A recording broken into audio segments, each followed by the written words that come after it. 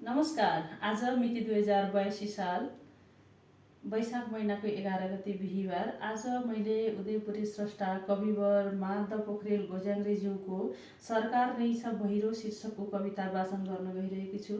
कविताका हरफहरू यसरी सुरु हुन्छन्। शिक्षा शिक्षकले दिने चलन हो साह्रै पुरानो थिति, हाम्रो नीति सुधार जहरका मन्त्री र नेता जति। हाम्रो यो सरकार नै छ बहिरो सुन्दै नसुन्ने कुरा, शिक्षा छैन भने अचेत जनमा को भर छ मन्त्रै पुरा।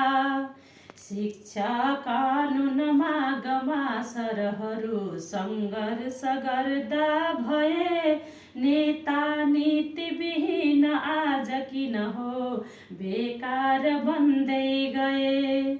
वार्तामा छलछाम हुन्छ जहिले ढाँट्ने र ठग्ने कुरा, बोली बेठिक भो कतै नियममा शिक्षा बिनाका कुरा। शिक्षा छैन भने समाज बिचमा सारा अँध्यारो हुने, हाम्रो नीति छ ध्वस्त आज किन हो आकाश कहिले छुने।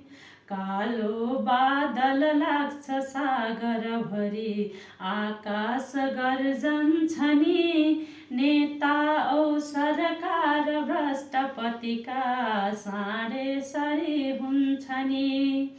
नेता वा अरू जोसुकै मुलुकमा खै साथमा देखिने, कुर्सीमा छानेक खेल रमिता मन्त्री उता चोखिने। नेताका गफमा छ देश अहिले टार्ने कसो सङ्कट, हाम्रो कानुन नीति आज रमित देखाउँदै पर्दैछ फेरि लम्पट। अर्को कानुन मागका विषयमा चासो हरायो किन, शिक्षा शिक्षकको कि वा अन्य जनको मौनी बनेको किन। मन्त्रीजील जवाफ देऊ छरितो नेता भएको किन, हाम्रो माग पुरा हुँदैन त के सरकार छोटो दिन। हाम्रो माग पुरा हुँदैन त के सरकार छोटो दिन। धन्यवाद।